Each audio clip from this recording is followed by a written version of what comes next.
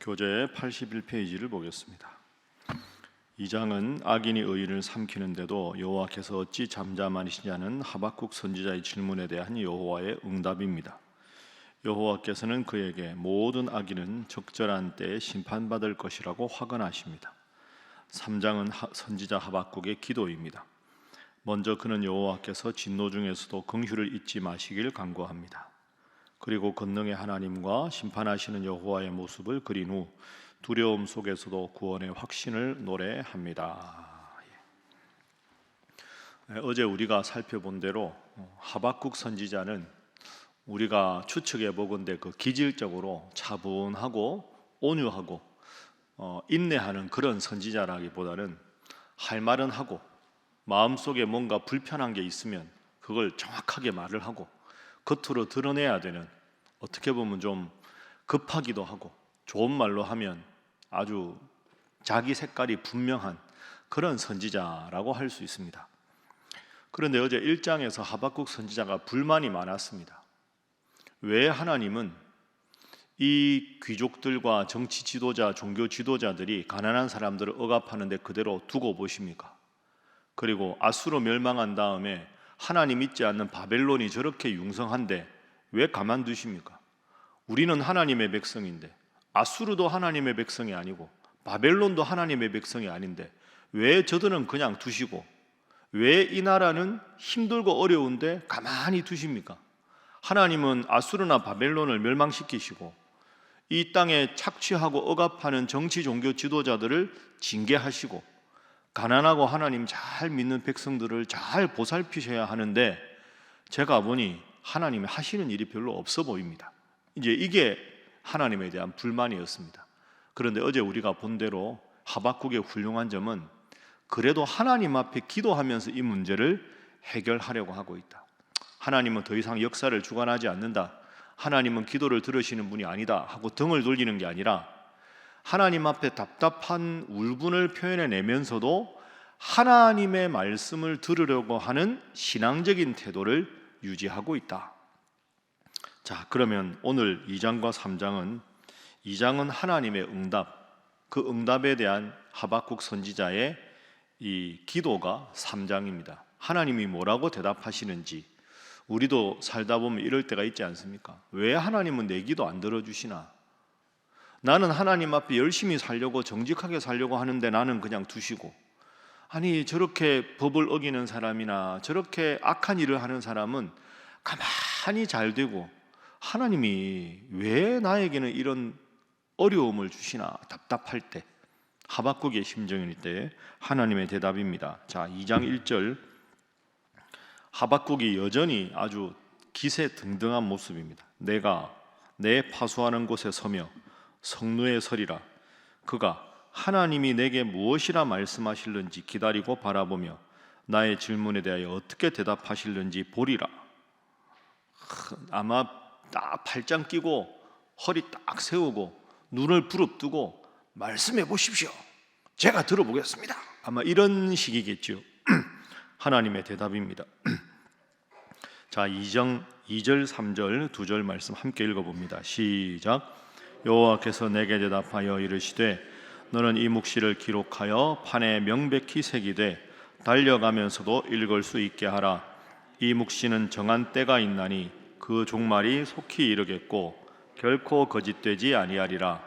비록 더딜지라도 기다리라. 지체되지 않고 반드시 응하리라. 아멘. 하박국이 기세등등하게 나오자 하나님도 좋다, 한번 해보자. 너 그러면 내가 지금부터 하는 말 잘 들으라. 이렇게 하시고는 2절에 너는 이 묵시를 내가 지금부터 하는 말을 기록하여 편에 명백히 새기라. 다시는 이런 질문 하지 말고 내가 말하는 거 한 글자 한 글자 또박또박 써라. 지금부터. 그리고 크게 써라. 앉아서만 읽을 게 아니라 달려가면서 읽을 수 있게 크게 써라. 다시는 이런 불평과 불만 나에게 하지 말아라. 이런 뜻입니다. 하나님의 응답의 결론은 3절입니다. 이 묵시는 정한 때가 있나니 그 종말이 속히 이르겠고 결코 거짓되지 아니하리라. 비록 더딜지라도 기다리라. 지체되지 않고 반드시 응하리라. 따라합니다. 정한 때가 있나니. 하나님의 대답을 한마디로 하면 모든 일은 정한 때가 있다. 내 입장에서 답답해 보이지만 내가 이 모든 역사를 주관해 나는 나의 때가 있다. 너의 때가 이르지 않았다고 조바심 내지 말아라. 나는 이 모든 역사를 나의 때에 따라 운행한다. 이 묵시는 기도가 응답될 때는, 실현될 때는 정한 때가 있다. 그리고 뒷부분에도 말씀하십니다. 더딜지라도 기다리라. 여러분, 기도하는데 하나님이 안 들어주셔서 초조하십니까? 이 3절 말씀을 꼭 기억하십시오. 정한 때가 있다. 또 따라합니다. 더딜지라도 기다리라. 더딜지라도 기다리라. 지체되지 않고 반드시 응할 것이다. 기다리라. 반드시 응한다. 정한 때가 있다. 너의 때와 나의 때가 다를 뿐이다. 그러니 하박국, 너 속 답답한 거 내가 알고 있다. 그런데 다 사람들의 관점과 판단 기준이 다르고 나는 나대로 이 모든 전능한 신으로 모든 것을 운행하니 더딜지라도 기다리라. 모든 일은 이루어질 때가 있다. 이 결론이 하나님의 응답입니다. 첫 번째 기도 제목입니다. 하나님의 때를 인내하며 기다리게 하소서 하는 것입니다. 하나님의 때를 인내하며 기다리게 하소서. 왜 이렇게 기도 안 들어주실까 하지 말고 하나님의 때가 있다. 그 앞으로도 여러분 답답할 때 이 2장 3절을 반드시 기억하십시오. 정한 때가 있다. 더딜지라도 기다리라. 지체되지 않고 반드시 응하리라. 이게 하나님의 응답입니다. 하나님이 이렇게 딱 결론을 말씀하신 다음에 하나님께서 이제 구체적으로 말씀하십니다. 자, 하나님의 대답이 2장인데요 9절부터 보시면 반복되는 표현이 있습니다. 9절 한번 함께 읽어보겠습니다. 9절은 그렇고 6절 보겠습니다. 6절 2장 6절 시작. 그 무리가 다 속담으로 그를 평론하며 조롱하는 시로 그를 풍자하지 않겠느냐. 곧 이르기를 화 있을진저 자기 소유 아닌 것을 모으는 자여 언제까지 이르겠느냐. 볼모 잡은 것으로 무겁게 짐진 자여. 아멘. 한번 따라합니다. 화 있을진저. 화 있을진저. 그러니까 지금 하박국의 답답한 건 국내적인 것뿐 아니라 국제적으로 아수르를 멸망시킨 게 바벨론이고, 지금 바벨론이 하나님 안 믿는 나라인데 남유다를 계속 지금 괴롭히고 있거든요. 왜 하나님은 하나님 믿는 우리 민족이 하나님을 믿지 않고 우상을 숭배하는 바벨론에게 어려움을 당하는 걸 그냥 두고 보고 계십니까? 아니, 바벨론은 하나님을 떠난 나라인데 왜 하나님 떠난 나라가 하나님의 백성을 어렵고 힘들게 하는데 왜 그냥 두고 보고 계십니까? 이게 제일 큰 불만이었는데 6절에 말씀하셨습니다. 화 있을진저 자기 소유 아닌 것을 모으는 자여 언제까지 이르겠느냐. 이건 바벨론에 대한 하나님의 심판입니다. 자기 소유 아닌 것을 모으는 자, 막 식민지 개척하고 약한 나라 침범해서 땅을 넓히는 바벨론, 화 있을 것이다. 이렇게 말씀하셨습니다. 화 있을진저가 반복됩니다. 9절도 보시지요. 재앙을 피하기 위하여 높은 데 깃들이려 하며 자기 집을 위하여 부당한 이익을 취하는 자에게 화 있을진저. 12절에도 불의한 일을 행하는 것에 대해서 화 있을진저. 15절에도 화 있을진저. 19절에도 화 있을진저.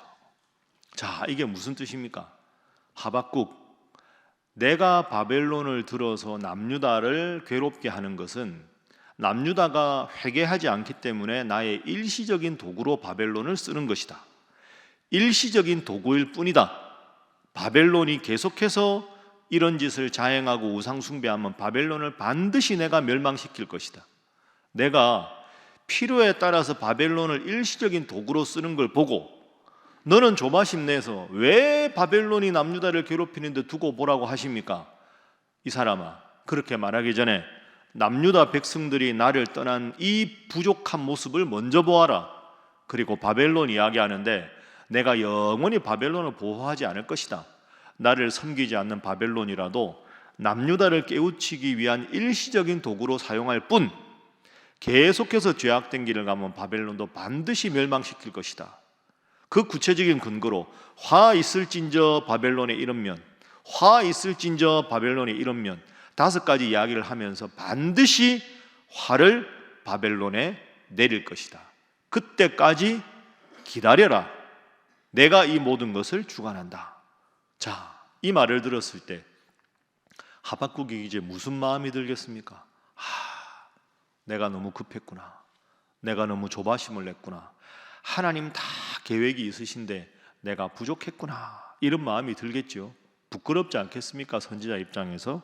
자, 그래서 하박국서 전체 주제 1, 2, 3장 전체의 주제가 나옵니다. 2장 4절 말씀, 하나님께서 하신 말씀입니다. 2장 4절 함께 읽습니다. 시작.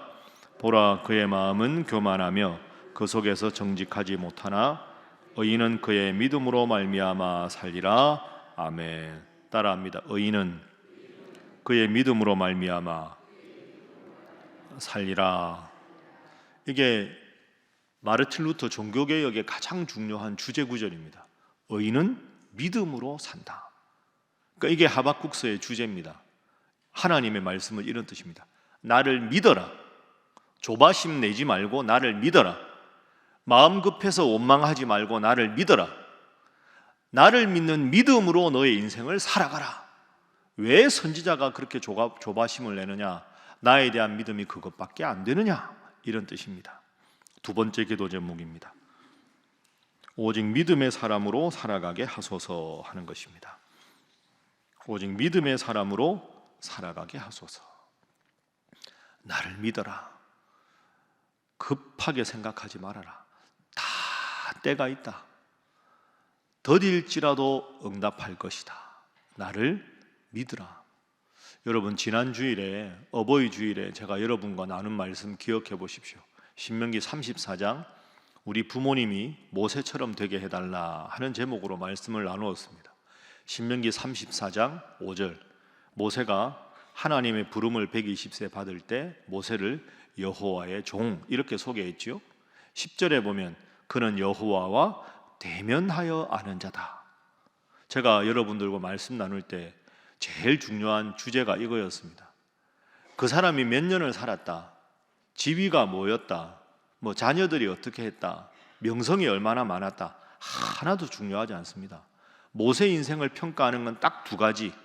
하나님의 종이었다. 5절 10절에 하나님과 대면하여 동행했다. 하나님 앞에서 어떻게 내가 믿음 생활을 했는가가 우리 인생의 성패를 결정하는 가장 중요한 것이지, 그것 외에 다른 것은 아무 의미가 없다. 오늘 본문 말씀도 같은 맥락 아닙니까? 의인은 믿음으로 산다. 믿음을 가져라. 여러분, 믿음 생활 잘하는 것, 그게 제일 중요한 인생의 과업입니다.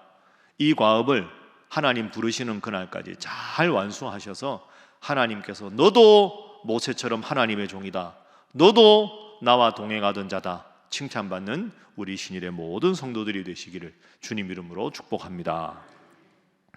자, 이렇게 하나님께서 쭉 말씀을 하십니다. 하박국이 할 말이 없습니다. 참 내가 선지자인데 참 하나님 부끄럽습니다 하고는 우리가 잘 아는 고백을 합니다. 3장 17절 18절 찬양으로 나와 있는 유명한 구절이죠. 17절 18절 읽습니다. 시작. 비록 무화과 나무가 무성하지 못하며 포도나무에 열매가 없으며 감람나무에 소출이 없으며 밭에 먹을 것이 없으며 우리의 양이 없으며 외양간에 소가 없을지라도 나는 여호와로 말미암아 즐거워하며 나의 구원의 하나님으로 말미암아 기뻐하리로다. 아멘. 잘 아는 말씀이죠. 그러면 이 17절이 지금까지 말씀드린 배경상 무슨 뜻이겠습니까?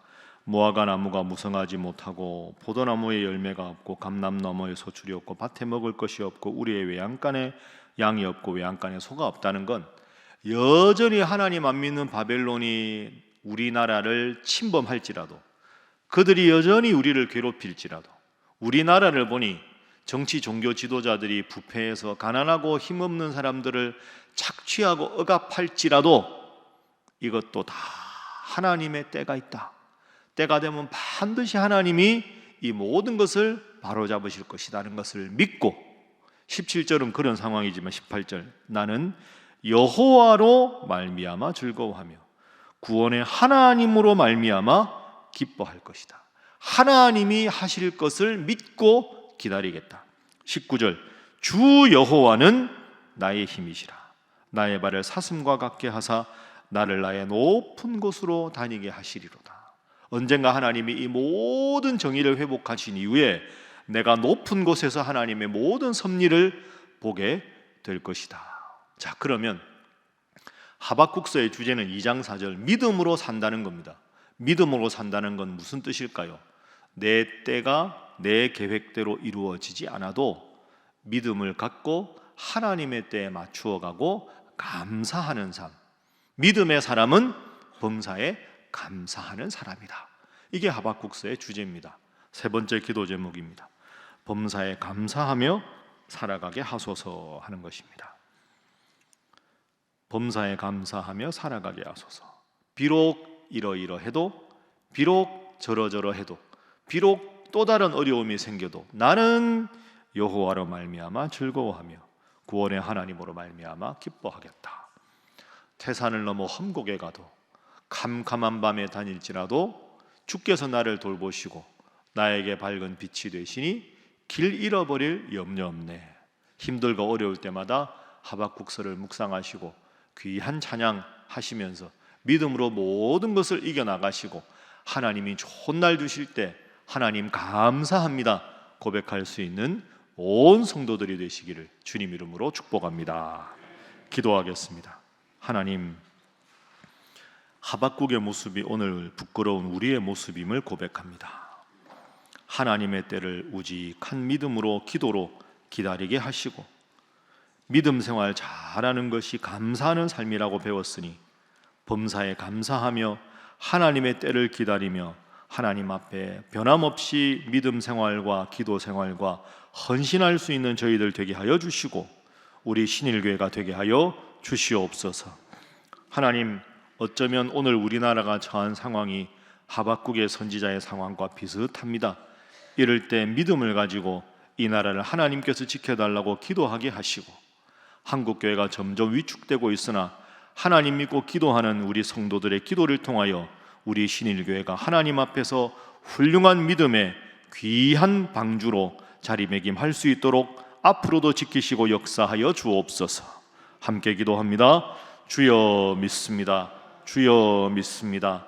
주여 믿습니다.